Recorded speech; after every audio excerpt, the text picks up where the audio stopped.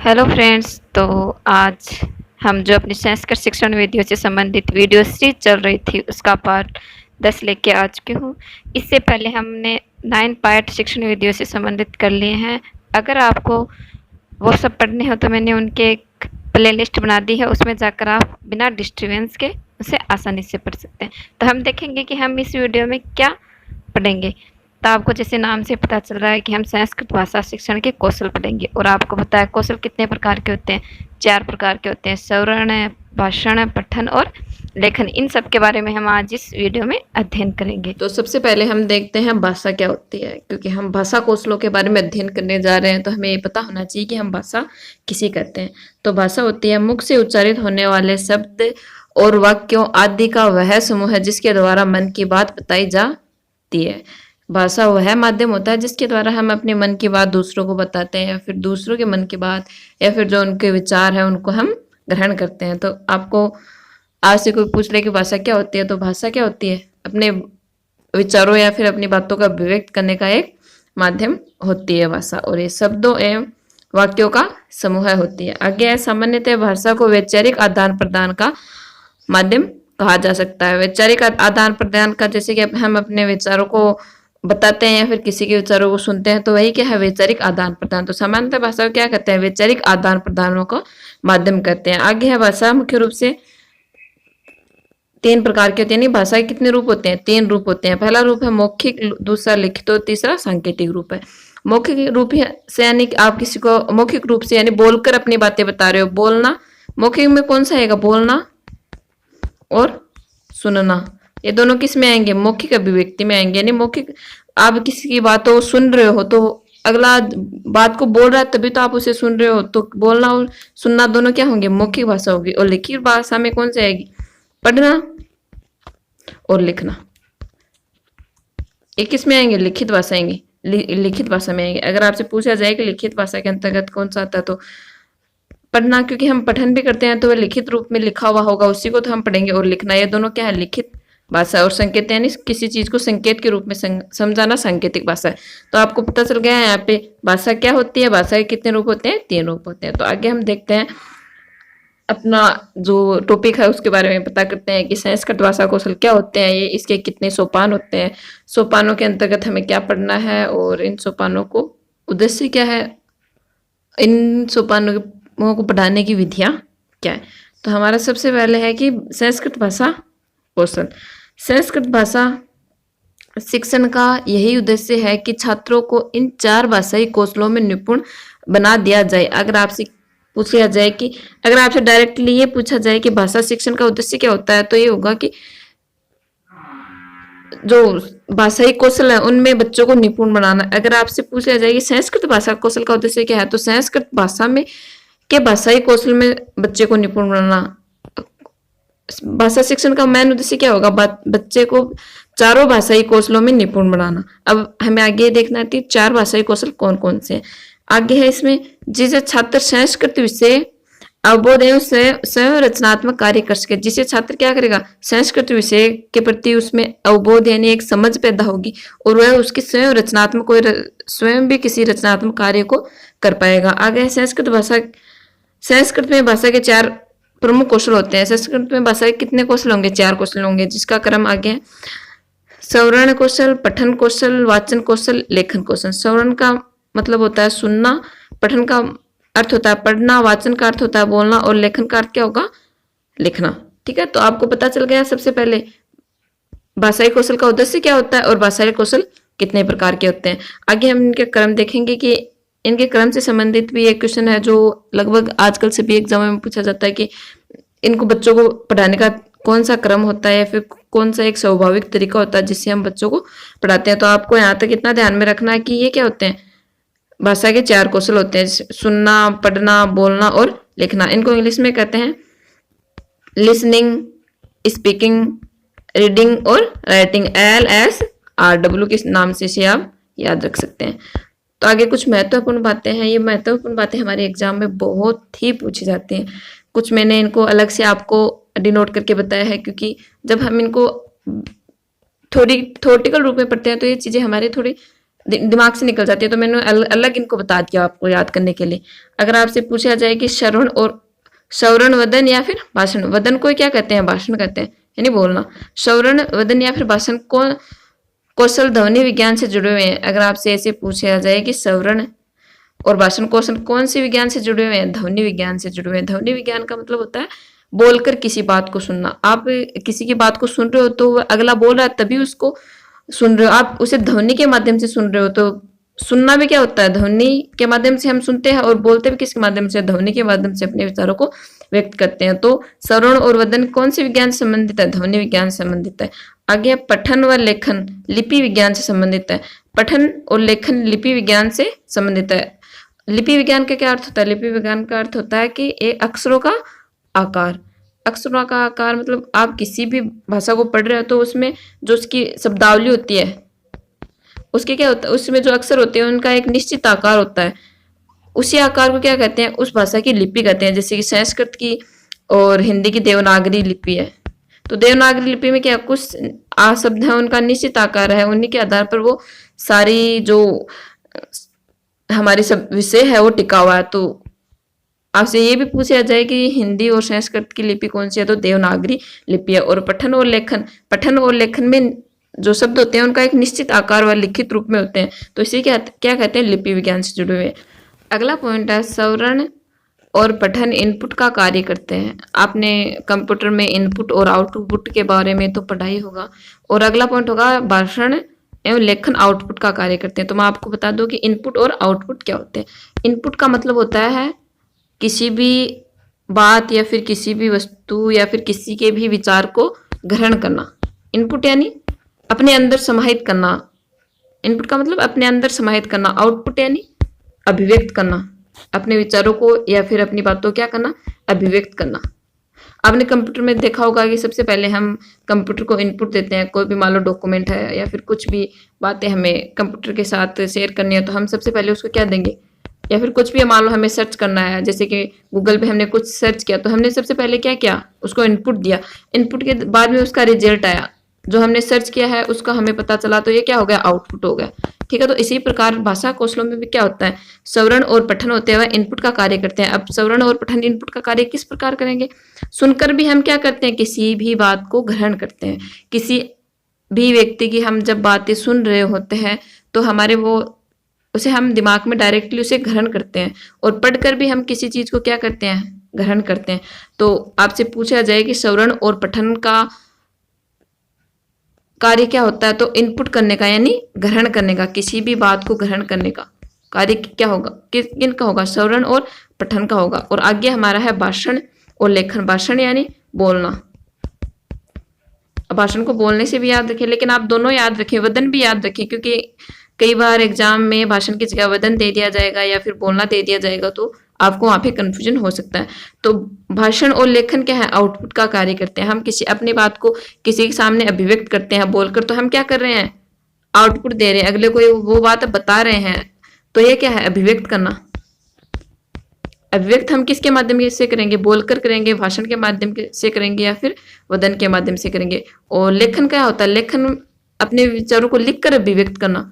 लेखन क्या होगा, अपने विचारों को लिखकर अभिव्यक्त करना। या यहाँ पर दोनों में क्या हो रहा है, लेखन और वदन में ये हो रहा है कि हम अपने विचारों क्या कर रहे हैं, अभिव्यक्त कर रहे हैं। और श्रवण और पठन में क्या हो रहा है कि हम किसी दूसरे के विचारों को क्या कर रहे हैं, ग्रहण कर रहे हैं। और लेखन और भाषण में क्या हो रहा है, अभिव्यक्त कर रहे हैं। तो अभिव्यक्त करने का मतलब क्या हो गया, हम अगले को रिजल्ट दे रहे हैं या फिर आउटपुट के रूप में उसे कुछ बातें हम बता रहे हैं। और श्रवण और पठन में ग्रहण कर रहे हैं, ग्रहण मतलब इनपुट कर रहे हैं। तो आपसे डायरेक्टली ऐसे पूछा जाए कि इनपुट से संबंधित कौन सा है या फिर आउटपुट से संबंधित कौन सा है, तो आप ये याद रखना कि श्रवण और पठन में हम किसी चीज को ग्रहण करते हैं तो वो इनपुट का कार्य करेंगे, और भाषण और लेखन में हम दूसरों को अपने विचारों को अभिव्यक्त करते हैं तो है आउटपुट का कार्य करेंगे। आगे हमारा है ग्रहण कौशल, जो कि मैंने अभी भी बताया। गणनात्मक कौशल यानी हम कौन से कौशल होते हैं जिसके माध्यम से हम ग्रहण करते हैं, किसी भी बात को हम ग्रहण करते हैं। तो या तो हम सुनकर ग्रहण करेंगे या फिर हम पढ़कर ग्रहण करेंगे।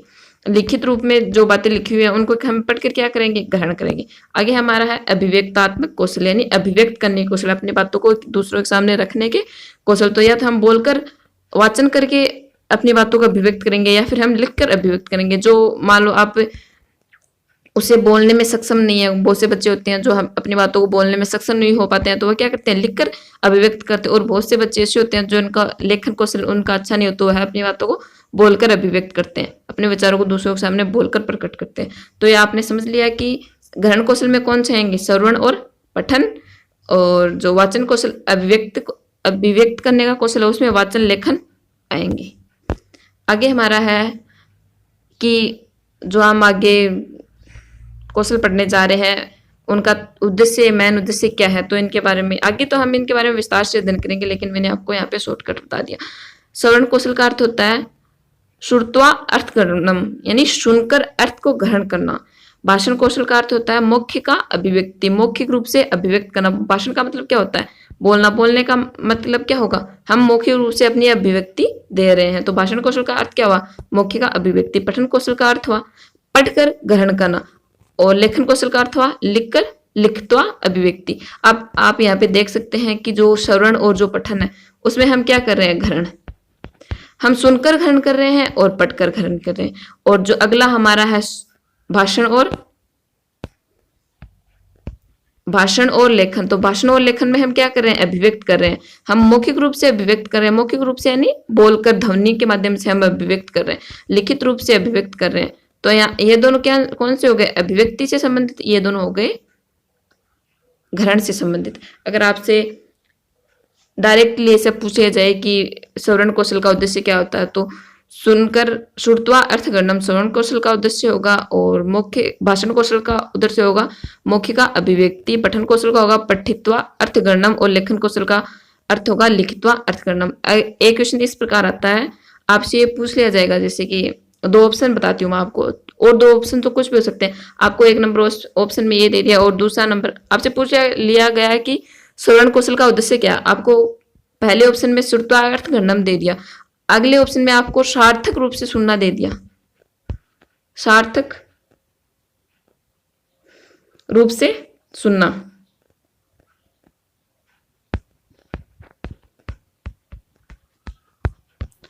तो अब इन दोनों में बेस्ट ऑप्शन कौन सा होगा, यानी सार्थक रूप से किसी भी चीज को सुनकर ग्रहण करना ही क्या होगा, बेस्ट होगा। अगर आपसे नॉर्मली ऐसे पूछा जाए ऑप्शन में, चार ऑप्शन में से अगर कोई अलग ऑप्शन हो जिसका आपको श्रवण कौशल से रिलेटेड नहीं है वो, तो आपको क्या करना है, श्रुत्वा अर्थ करना। लेकिन अगर आप ये दो ऑप्शन हो तो इनमें ज्यादा बेटर कौन सा होगा, सार्थक रूप से सुनकर उसे ग्रहण करना। ठीक है, तो आपको ये समझ में आ गया ये क्या है, ये हमने देख लिया मैं छोटे शब्दों में कि श्रवण कौशल के उद्देश्य क्या।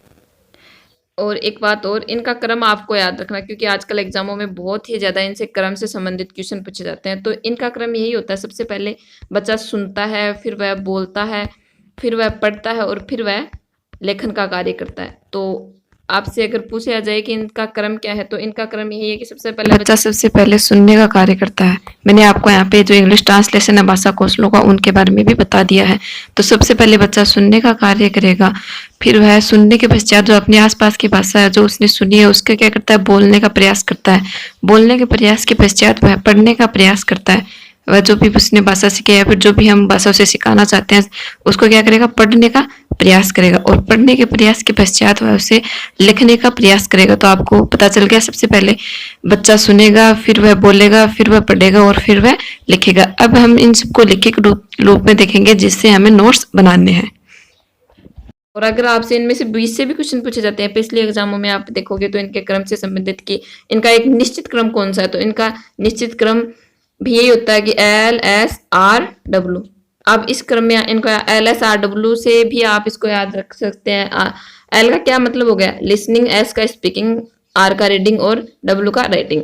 इस क्रम में भी आप इसको याद रख सकते हैं। आप देखेंगे बहुत से जब हम क्वेश्चन सोल्व करते हैं तो हमसे ये पूछा जाता है कि सेकंड नंबर का जो कौशल है वो कौन सा है, थर्ड नंबर का कौशल कौन सा है। तो आपको ये याद होने चाहिए। इनका यही निश्चित क्रम होता है कि बच्चा सबसे पहले सुनेगा, उसके बाद में बोलेगा, उसके बाद में पढ़ेगा और सबसे लास्ट में वह लेखन का कार्य करेगा। और आपको साइकोलॉजी में एक मारिया मोंटेसरी नाम से वैज्ञानिक है, उन्होंने ये बताया कि पहला बच्चा पहले लिखेगा, उसके बाद में पठन का कार्य करेगा। ये आप साइकोलॉजी में याद रख सकते हैं कि उन्होंने अलग से बताया था, एक अपवाद के रूप में याद रख सकते हैं कि मारिया मोंटेसरी ने बताया था कि बच्चा पढ़ने से पहले क्या करेगा, लेखन का कार्य करेगा। और लेखन जो पठन का क्या करेगा, वह सबसे बाद में करेगा। लेकिन ऐसा नहीं होता है, ये निश्चित क्रम में होते हैं। तो बच्चा सबसे पहले सुनेगा बातों को। आप देख सकते हैं कि बच्चा जन्म से लगभग 11 महीने के बाद महीने का होता है, तब वह एक सार्थक शब्द बोलता है। तो वह 11 महीने पहले क्या कर रहा था, बात जो अपने आसपास के वातावरण से वह क्या कर रहा था, जो भी उसके जो परिवार के सदस्य थे, जो भाषा वह बोल रहे थे, उनको सुन रहा था। इस रूप में भी आप इसको ध्यान में रख सकते हैं कि बच्चा सबसे पहले सुनता है, उसके बाद में वह धीरे धीरे उन जो भी उसने जो शब्द सुने हैं उनको बोलने का प्रयास करता है। बोलने के प्रयास के पश्चात वह पढ़ने का कार्य करेगा और उसके बाद वह लेखन का कार्य करेगा। सबसे अंतिम क्वेश्चन आपसे पूछा जाए तो लेखन कौशल होगा, और सबसे पहला क्वेश्चन पूछा जाए तो वह कौन सा होगा, श्रवण कौशल होगा। और आपको ये भी पता होना चाहिए कि जो सबसे पहले इनका एक निश्चित क्रम है, तो सबसे पहले कौन सा कौशल हो रहा है, श्रवण कौशल हो रहा है। और श्रवण कौशल ही इन जो आगे के 3 है इनका क्या है, मुख्य आधार है, मौलिक आधार है। ठीक है, अगर आपसे पूछा जाए कि जो कौशलों का, चारों कौशलों में से उनका मौलिक आधार कौन सा होता है, तो मौलिक आधार क्या होता है, श्रवण होता है। अगर बच्चा सही तरीके से सुनेगा नहीं तो वह आगे के चारों कौशलों में निपुण नहीं हो पाएगा। जब बच्चा सही तरीके से सुनेगा तभी वह उसे बोल पाएगा, तभी वह पढ़ पाएगा और तभी वह लिख पाएगा। तो ये क्या होता है, श्रुत्वा अर्थ गणनम, यानी सुनकर अर्थ को ग्रहण करना, यह होता है अन्य 3 कौशलों का मुख्य आधार होता है। और यही भाषा कौशल का प्रथम यही भाषा का प्रथम कौशल होता है। ठीक है, आपसे पूछा जाएगा भाषा का प्रथम कौशल कौन सा है, तो श्रवण, और अंतिम कौशल कौन सा है, लेखन, और यह मैन आधार होता है। ठीक है, तो अब हम आगे देखेंगे अपने जो ये चारों कौशल है उनके बारे में विस्तार से अध्ययन करेंगे। श्रवण कौशल, श्रवण कौशल प्रथम भाषा कौशल है। अगर आपसे पूछ लिया जाए कि प्रथम भाषा कौशल कौन सा है, तो आपको बताना है कि श्रवण कौशल प्रथम भाषा कौशल होता है, और वही 3 जो अन्य कौशल है उनका मुख्य आधार होता है। तो आपको पता चल गया श्रवण कौशल क्या है, भाषा का प्रथम भाषा कौशल है। अब हम आगे देखते हैं जिसका संबंध कान से होता है, क्योंकि आपको पता है हम सुनेंगे तो कैसे सुनेंगे, कान से सुनेंगे। तो हमारे श्रवण कौशल का संबंध किससे होगा, कान से होगा। एवं अच्छी तरह से विषय को सुनने के पश्चात ही उसका अनुकरण होता है। लेकिन केवल सुनना मात्र श्रवण कौशल नहीं है, बल्कि ध्यान पूर्वक सुनकर वक्ता के आशय को ग्रहण करना ही श्रवण कौशल है। मैंने आपको पहले भी बताया कि अगर ऑप्शन में आपसे ये एक तो ये दिया जाए कि सुनना श्रवण कौशल का उद्देश्य होता है सुनना, और सेकंड ऑप्शन ये बता दिया जाए कि ध्यान पूर्वक सुनना, तो इन दोनों में से आपको सर्वाधिक मान्यता ध्यानपूर्वक सुनने को देनी है, न कि सुनने मात्र को। ठीक है, तो सुनना मात्र ही श्रवण कौशल नहीं होता, बल्कि उसे ध्यानपूर्वक सुनना ही क्या होता है, श्रवण कौशल होता है। आगे है अतः एवं भाषा शिक्षण विषय में प्राथमिक कार्य श्रवण ही होता है। इससे क्या जो है अभी तक हमने पढ़ा है उसे यहाँ से निकलता है कि जो भाषा शिक्षण विषय है उसका जो प्राथमिक कार्य है वह है श्रवण ही है। क्योंकि श्रवण, जब बच्चा अच्छी तरीके से किसी बात को सुनेगा या फिर ग्रहण करेगा तभी वह आगे अन्य कार्य, अन्य जो कौशल है उनको कर पाएगा। तो भाषा शिक्षण का प्रथम कार्य क्या है, श्रवण है। यही तीनों कौशलों का आधार है। मैंने आपको बता दिया कि ये तीनों कौशलों का आधार है, क्योंकि जब श्रवण कौशल का ही बच्चे में विकास नहीं होगा तो आगे न तो उसमें वाचन कौशल का विकास होगा, न ही पठन और न ही लेखन कौशल का उसमें विकास हो पाएगा। ठीक है, तो हम आगे देखते हैं इसमें श्रवण कौशल संपादन के उपाय, श्रवण कौशल को संपादित करने के उपाय। तो जब भी हम श्रवण कौशल बच्चे को करवाएं तो बच्चे उसे ध्यानपूर्वक एकाग्रचित होकर उसे सुने। उसमें किसी भी प्रकार की शारीरिक विकलांगता, यानी अगर बच्चा सुन ही नहीं पा रहा है, सुनने में वह असक्षम है, तो वह किस प्रकार से हमारी बातों को सुन पाएगा। तो हमें या फिर बच्चे को ध्यान होना चाहिए कि वह शारीरिक रूप से विकलांग न हो। और सबसे अहम बात की शब्द उच्चारण का ज्ञान होना चाहिए। बच्चे को शब्द उच्चारण यानी कि जो सामने वाला उससे अपनी बातें जो कह रहा है उसका उसे ज्ञान होना चाहिए, जो शब्द है उनका उसे ज्ञान होना चाहिए, तभी वह अच्छी प्रकार से उन बातों को ग्रहण कर पाएगा। तो इसमें हमारे 3 पॉइंट हैं। मन की एकाग्रचित्ता, आप इसको इस तरह भी याद रख सकते हैं कि वक्ता के मुख से उच्चारित जो ध्वनि है उसको ध्यानपूर्वक सुनना। ध्यानपूर्वक सुनना ही क्या होता है, एकाग्रचित होकर उसे सुनना। ठीक है, आगे शारीरिक विकलांगता। शारीरिक विकलांगता यानी हम बच्चे की किसी प्रकार की शारीरिक विकलांगता यानी कि जो उसके श्रवण तंत्रिकाएं हैं उनमें किसी प्रकार की बाधा उत्पन्न न हो। वो वक्ता की बात को अच्छी प्रकार से समझ सके।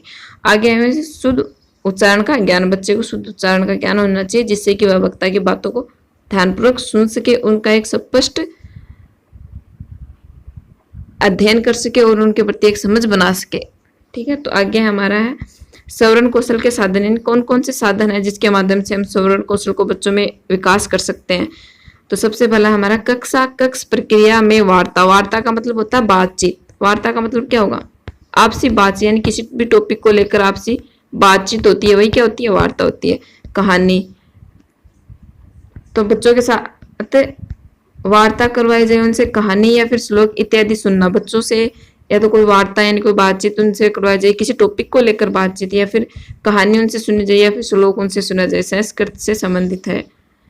और आगे है गुरुमुख आकाशवाणी दूरदर्शन दूरवाणी इत्यादि का श्रवण कराना। अगर बच्चे में श्रवण कौशल का विकास करना है तो उसे गुरुमुख यानी गुरु अपने मुख से बच्चों को बातें बताए, या फिर आकाशवाणी होती है उससे बच्चों को बातें या फिर जो भी विषय संबंधी जो भी कंटेंट है उनको उपलब्ध करवाया जाए, या फिर दूरदर्शन से बच्चों को श्रवण कौशल उपलब्ध करवाया जाए, या फिर दूरवाणी से बच्चों को श्रवण कौशल उपलब्ध कराना चाहिए।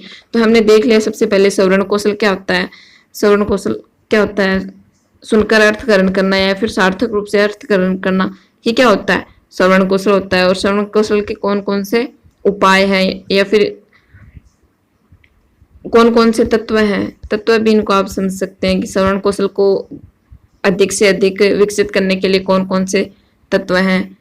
तो ये हमने देख लिया कि मन एकाग्रचित होना चाहिए, शारीरिक रूप से विकलांग नहीं होना चाहिए और उसे शुद्ध उच्चारण का ज्ञान होना चाहिए। आगे है कि श्रवण कौशल को बढ़ाने के लिए हमें कौन कौन से संसाधनों का काम में लेना चाहिए। तो ये हमारा हो गया श्रवण कौशल।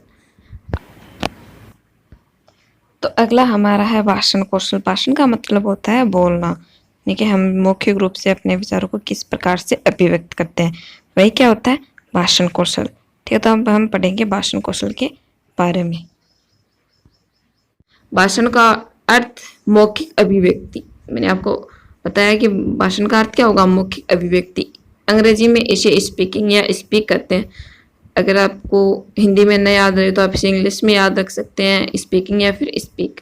जब छात्र अपने विचारों एवं भावों को स्पष्ट रूप से प्रकट करने का प्रयास करता है तो उसे भाषण कौशल का सहारा लेना पड़ता है। जब भी हम अपने विचारों को बोलकर या फिर स्पष्ट रूप से अपने भावों को प्रकट करना चाहते हैं किसी और दूसरे के सामने, तो हमें कौन से कौशल का सहारा लेना होगा, भाषण कौशल का सहारा लेना होगा, क्योंकि हम बोलकर ही अपने विचारों को प्रकट कर सकते हैं।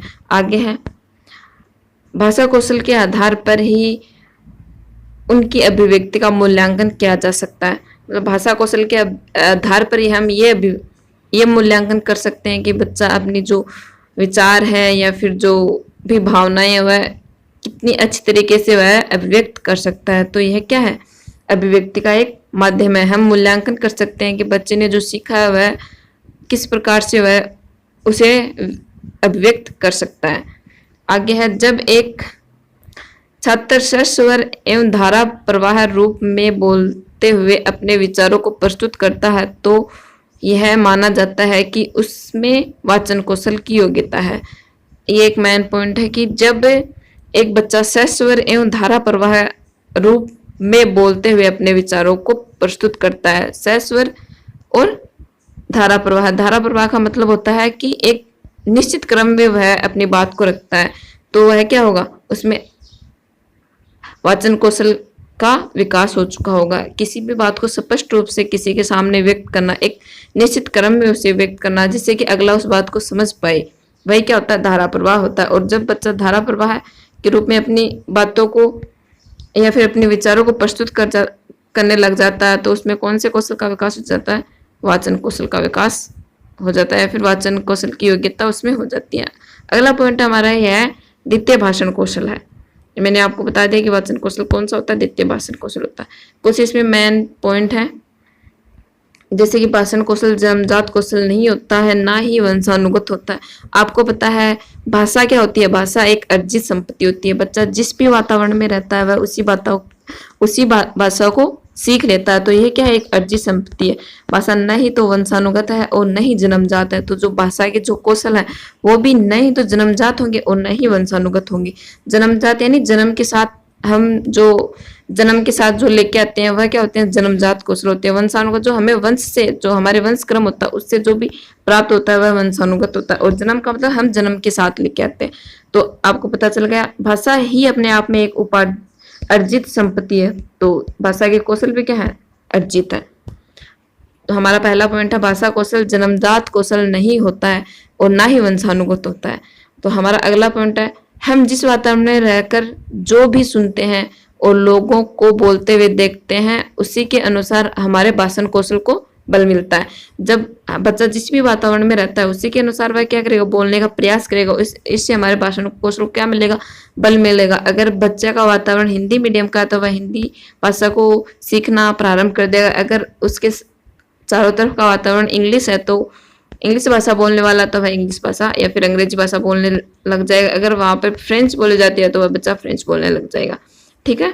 तो हमारा अगला पॉइंट है, शुद्ध एवं स्पष्ट उच्चारण। उच्चारण में अवरोही आरोही, यहाँ पे अवरोही है, अवरोही आरोही क्रम का ज्ञान, गद्य एवं पद्य की गति के अनुसार भाषण भावाभिव्यक्ति ठीक प्रकार से उच्चारण करने का सामर्थ्य उत्पन्न करना एवं शब्द भंडार में वृद्धि एवं रुचिपूर्ण प्रस्तुतिकरण भाषण कौशल का उद्देश्य। अगर आपसे पूछ लिया जाए कि भाषण कौशल का उद्देश्य क्या है, बच्चे में हम भाषण कौशल का विकास करते हैं तो उसके पीछे हमारा उद्देश्य क्या होता है, तो हमारा सबसे पहला उद्देश्य होगा शुद्ध एवं स्पष्ट उच्चारण। कि बच्चा जब भी भाषण कौशल या फिर जब भी किसी को अपनी बातों को बताए तो वह शुद्ध और एकदम स्पष्ट उच्चारण करे। आगे है उच्चारण का अवरोही आरोही क्रम का ज्ञान, यानी अभी मुझे क्या बोलना है उसका उससे ज्ञान होना चाहिए उच्चारण का। आगे अगला पॉइंट है हमारा, गद्य एवं पद्य की गति के अनुसार भाषण कौशल। ये नहीं कि मान लो गद्य का पाठ है और वह उसे पद्य के अनुसार पढ़ रहा है, और मान लो कोई पद्य का पाठ है वह उसे गद्य के अनुसार पढ़ रहा है, तो उसे इस प्रकार का ज्ञान कराने के लिए कि गद्य के पाठ को गद्य के अनुसार पढ़ना है और पद्य के पाठ को पद्य के अनुसार पढ़ना है। क्योंकि अगर जो बच्चा होगा या फिर जो शिक्षक भी होंगे या फिर कोई भी होगा वह क्या करेगा, अगर पद्य के पाठ को वह गद्य के अनुसार पढ़ेगा तो उसमें जो उसका मूल भाव है या फिर जो भी मूल उसका सारांश है उसकी प्राप्ति उससे नहीं हो पाएगी। तो बच्चे को यह ज्ञान करवाना है कि गद्य के पाठ को गद्य के अनुसार और पद्य के पाठ को पद्य के अनुसार उसे पढ़ना। आगे है भावाभिव्यक्ति। भाषण कौशल का हमारा एक मुख्य उद्देश्य ये भी होता है कि बच्चा अपने भावों को अच्छी तरीके से व्यक्त कर पाए, ठीक प्रकार से उच्चारण करने में सामर्थ्य उत्पन्न करना। ठीक प्रकार से उच्चारण करने में क्या करना, सामर्थ्य प्राप्त करना। भाषण कौशल के माध्यम से ही वह अपने उच्चारण जो भी वह बोलता है उसको सही प्रकार से उच्चारित कर सकता है। अगला हमारा पॉइंट है शब्द भंडार में वृद्धि करना। जब बच्चा बार बार अलग अलग प्रकार के शब्दों को वह काम में लेगा या फिर जो अपने वाचन कौशल है उसमें वह काम में लेगा तो क्या होगी, शब्द भंडार में वृद्धि होगी। रुचिपूर्ण प्रस्तुति, अपनी बात को एक रुचिपूर्ण तरीके से सुनना बोलना, जिससे कि अगला जो वक्ता है उसे भी ध्यान लगाकर वह उस बात को सुन पाए। तो यही क्या होते हैं, सारे भाषण कौशल के उद्देश्य होते हैं। ठीक है। तो आप इनको लिखना चाहो तो पॉइंट के रूप में लिख लेना। मैंने ज्यादा लंबा हो जाएगा वीडियो तो मैंने इसको इस प्रकार से लिख दिया। आप 1 नंबर 2 नंबर ऐसे लगा के इनको लिख सकते हैं। तो हमारा पहला हो गया शुद्ध एवं स्पष्ट उच्चारण। दूसरा हो गया उच्चारण में अवरोही आरोही क्रम का ज्ञान, गद्य एवं पद्य की गति के अनुसार भाषण भावाभिव्यक्ति ठीक प्रकार से उच्चारण करने के सामर्थ्य उत्पन्न करना, और शब्द भंडार में वृद्धि और रुचिपूर्ण प्रस्तुतिकरण। ठीक है। अगर आपको वीडियो अच्छा लगे तो लाइक शेयर एंड सब्सक्राइब जरूर करें। तो अगला हमारा बिंदु रहेगा उच्चारण सुधार के उपाय। यानी कि जब हम बच्चे को भाषण कौशल करवाएंगे या फिर जब बच्चा बोलना सीखेगा तो उसमें सुधार के लिए हमें कौन कौन से उपाय करने चाहिए। भाषण कौशल के क्या हो गए, ये उपाय हो गए। यानी उच्चारण स्थान में सुधार करने के लिए हमें या फिर भाषण कौशल का अच्छी तरीके से विकास करने के लिए हमें बच्चे में कौन कौन से उपाय करने चाहिए। ठीक है।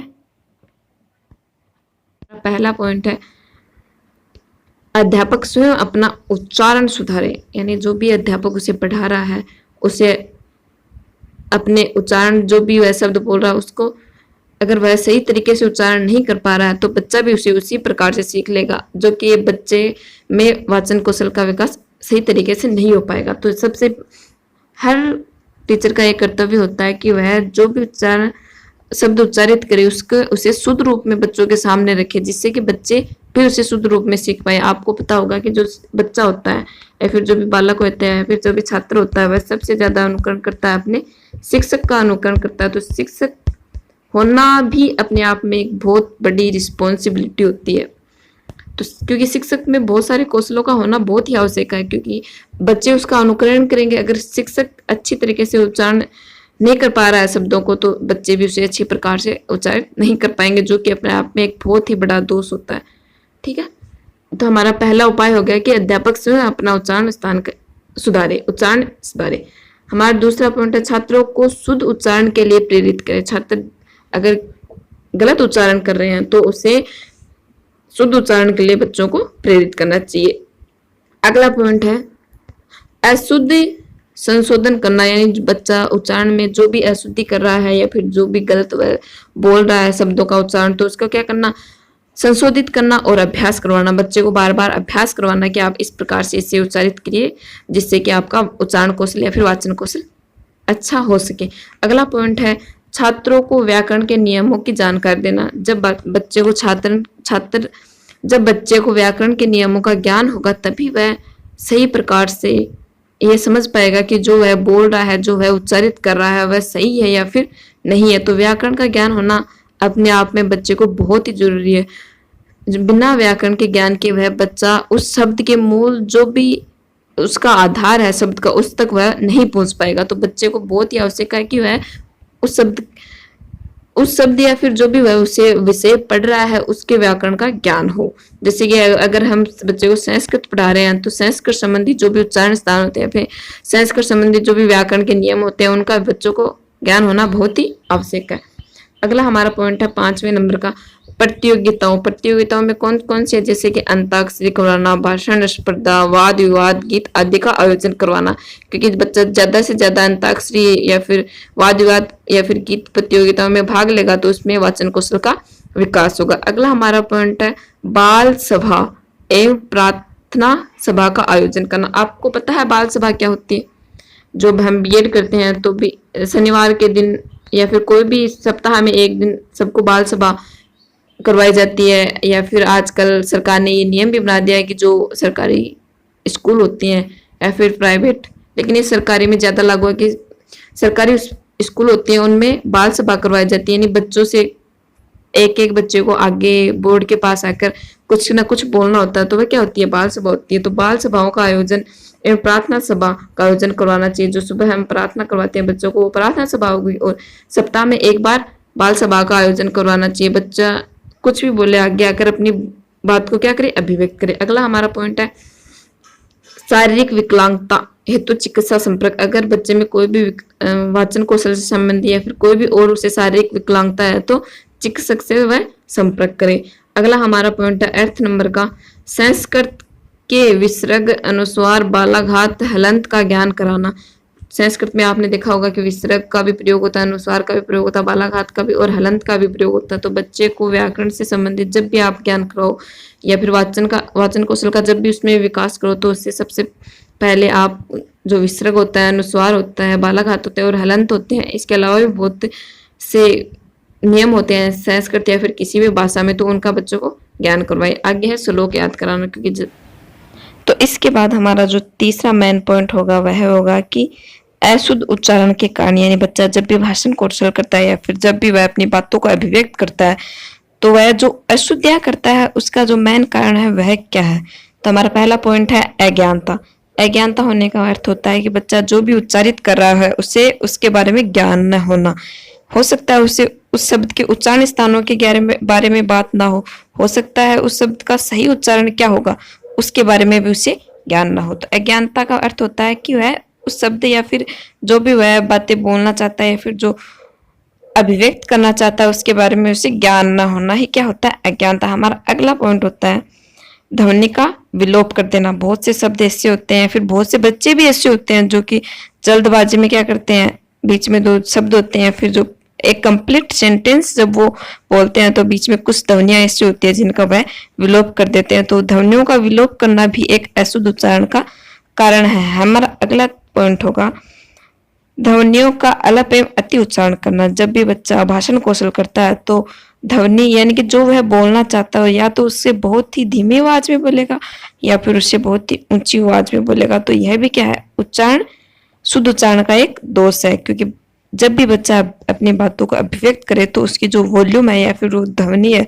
वह इतनी होनी चाहिए कि जो उसके सामने जो वक्ता है वह उसे सुनाई दे। अगर मान लो इसे इस प्रकार समझो कि अगर बच्चा एक व्यक्ति के सामने अपनी बातों को अभिव्यक्त करना है तो उसका उद्देश्य है कि वह उस व्यक्ति को अच्छी तरीके से सुनाई दे। अगर वह 500 बच्चों के सामने अपनी बातों को अभिव्यक्त कर रहा है तो अब उसे अपने उच्चारण जो ध्वनि होगी उसको उच्च करके बोलना होगा। तो हम समझ गए कि ध्वनि का अलग या अति उच्चारण करना भी एक क्या होता है, अशुद्ध उच्चारण का कारण होता है। यानी कंडीशन के अनुसार बच्चों को अपनी ध्वनि का प्रयोग करना चाहिए। उसे पता होना चाहिए कि अब मुझे किस प्रकार से और कितनी आवाज में मुझे बातें करनी है। अगला है दोषपूर्ण श्रवण प्रक्रिया। दोषपूर्ण श्रवण प्रक्रिया का अर्थ है कि जब बच्चा सुन ही गलत रहा है, श्रवण यानी सुनना, वह सुन ही गलत रहा है तो वह बोलने में भी क्या करेगा, गलती करेगा। बच्चा जैसा सुनेगा वैसा ही वह बोलेगा। तो एक टीचर का हमने सब इससे पहले देखा था कि टीचर का एक कर्तव्य होता है कि वह उच्चारण स्थान क्या करे, शुद्ध रूप से बच्चे को जो भी शब्द उसे बताना है वह बच्चे को एक शुद्ध उच्चारण उसे बच्चे को बताए। क्योंकि बच्चा अगर गलत सुनेगा तो वह गलत ही उसका उच्चारण करेगा। तो हमारा 4th पॉइंट हो गया दोषपूर्ण श्रवण प्रक्रिया। अगला हमारा है ध्वनि का उल्टा कर देना। यानी कुछ ध्वनियां जब बच्चा कुछ बोलता है तो वो क्या कर देता है, उस शब्द को ही परिवर्तित कर देता है, उस शब्द को ही उल्टा बोल देता है। अगला हमारा 6th पॉइंट है स्थानीय बोलियों का प्रभाव। स्थानीय बोलियों का प्रभाव किस प्रकार से, जैसे कि मैं आपको एक एग्जाम्पल बताती हूँ। ये सड़क है, अब स्थानीय बोलियों का प्रभाव इस प्रकार से होगा कि बच्चा इसको सड़क बोल देगा, सड़क। जब भी बच्चा उच्चारण स्थान करेगा तो सड़क को क्या बोल देना, सड़क बोल देना। ये भी क्या एक स्थानीय बोलियों का प्रभाव है। क्योंकि स्थानीय बोलियों में बहुत से शब्द ऐसे होते हैं उनका जो मूल आधार था वो परिवर्तित हो चुका है। तो स्थानीय बोलियों का प्रभाव भी क्या है, अशुद्धि का एक कारण है। अगला पॉइंट है अध्यापक के निर्देशन का अभाव। जब बच्चे में अध्यापक के निर्देशन का अभाव होगा तब भी वह क्या करेगा, शुद्ध उच्चारण नहीं कर पाएगा। तो इस वीडियो में हमने 2 कौशलों का अध्ययन कर लिया है। पहला कौशल था हमारा श्रवण और दूसरा हमने कर लिया भाषण। तो इससे अगले वाले वीडियो में तो इसके अलावा जो अन्य 2 कौशल हैं, पठन कौशल और लेखन कौशल, उनका हम अध्ययन करेंगे। ठीक है, धन्यवाद।